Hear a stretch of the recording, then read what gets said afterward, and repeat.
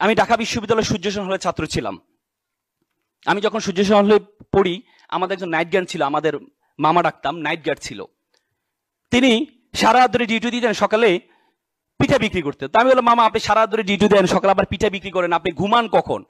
সে করবে, মামা একটু দোয়া করবেন, আমার ছেলে এসএসসি তে প্লাস পেয়েছে, এসএসসি তে পরীক্ষা দিচ্ছে, যদি এই প্লাস পায় তাহলে আমি তাকে ঢাকা মেডিকেলে ভর্তি করাবো, আর মেডিকেলে ভর্তি হওয়ার পর আমি এর চাকরি ছেড়ে দিব, রাতে ঘুমাইতে পারেন, এই চাকরি আমি করব না। আমি বললাম ফাইন। তারপরে কিছুদিন যাওয়ার পর দেখি মামা দুপুরে ফল বিক্রি করছে। তাই বললাম, মামা সারা ধরে ডিউটি দেন, সকালে পিঠা বিক্রি করেন, দুপুরে ফল বিক্রি করেন, আপনি ঘুমান কখন? সে বলবে, মামা আমাকে আমার জন্য একটু দোয়া করো, আমার ছেলে এই প্লাস পেয়েছে, কোচিং এ ভর্তি করাইতে হবে, 20-30 হাজার টাকা লাগবে, এই জন্য আমি একটু কষ্ট করছি, ছেলে মেডিকেলে চান্স পাওয়ার পর আমি তো চাকরি ছেড়ে দিব। তা আমি বললাম যে মামা ধর্মকর্ম শিখান্ত ছেলেকে। বলতে ছেলে তো আসলে ফিজিক্স কেমিস্ট্রি পড়তে সময় পায় না, আমার ছেলে ভালো ছেলে, আমার ছেলে আবার কোনো সমস্যা নেই, ও আবার ওইসব ঝামেলাতে নেই।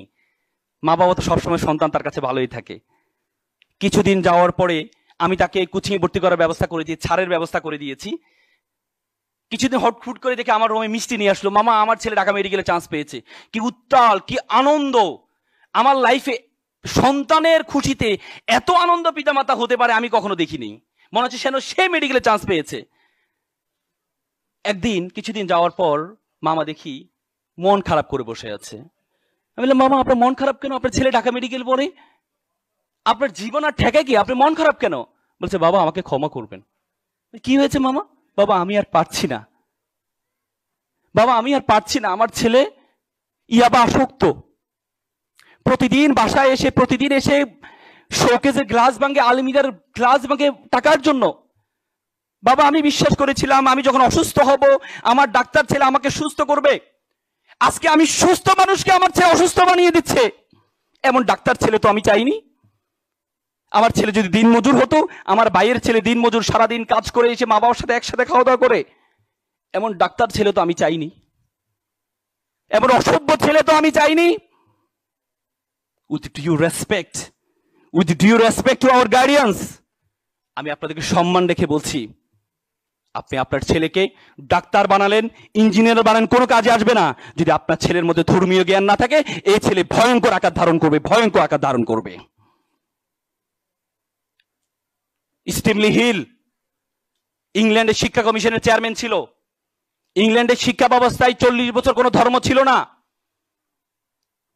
স্টিমলি হিল একদিন চিৎকার করে বলছিলেন, if you teach your children 3 years, তুমি যদি তোমার সন্তানকে 3টি আর শিক্ষা দাও, রিডিং, রাইটিং আর arithmetic, if you forgot the 4th arts, তুমি যদি চতুর্থ আর্টটি শিক্ষা দিতে ভুলে যাও, দ্যাট ইজ দ্য রিলিজিয়ন, তাহলে তুমি তোমার সন্তান থেকে পঞ্চম আর্টটি পাবা, সেটি হচ্ছে বর্বরতা, বর্বরতা, বর্বরতা। ধর্ম আপনাকে শিখাবে। ওয়াকাদা রাব্বুকা আল্লা তা'বুদু ইল্লা ইয়াহু ওয়া বিল ওয়ালিদাইনি ইহসানা ইম্মা ইবলুগান্না ইনদাকা বারাহুমা আও কালাহুমা উফি ওয়া কুল্লাহুমা কাওলান করিমা। তোমরা মা বাবার সাথে উফ শব্দটি পর্যন্ত ব্যবহার করো না, উফ শব্দটি পর্যন্ত ব্যবহার করো না। ওয়াকফিদ লাহুমা জানাউ যুলা মিনার রাহমা ওয়া কুল রাব্বিরহামহুমা কামা রাব্বায়ানি সাগীরা। তোমরা সবসময় দোয়া করো, তোমার মা বাবা তোমাকে যেভাবে সম্মান দিয়েছে, তোমার মা বাবা যেভাবে তোমাকে লালন পালন করেছে, আল্লাহ তাআলা যেন তোমার মা বাবাকে সেভাবে লালন পালন করে। ধর্ম আপনাকে শিক্ষা দিয়ে মান লাইসা মাল্লাম ইয়ারহামা সাগীরানা ওয়া লাম ইয়াকফু কাবীরানা। তোমরা যদি বড়দের শ্রদ্ধা না করো, ছোটদের স্নেহ না করো, তাহলে তোমরা আমরা উম্মত নয়। It's a religion, it's a religion.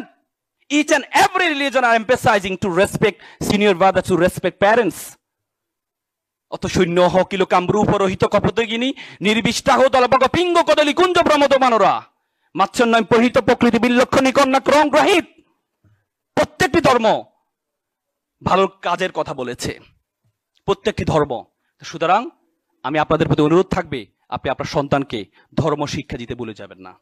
আপনি ইংরেজি প্রাইভেট পড়াবেন, ফিজিক্স কেমিস্ট্রি প্রাইভেট পড়াবেন, সাথে সাথে 5,000 টাকা খরচ করে ধর্ম শিক্ষাটা দিবেন।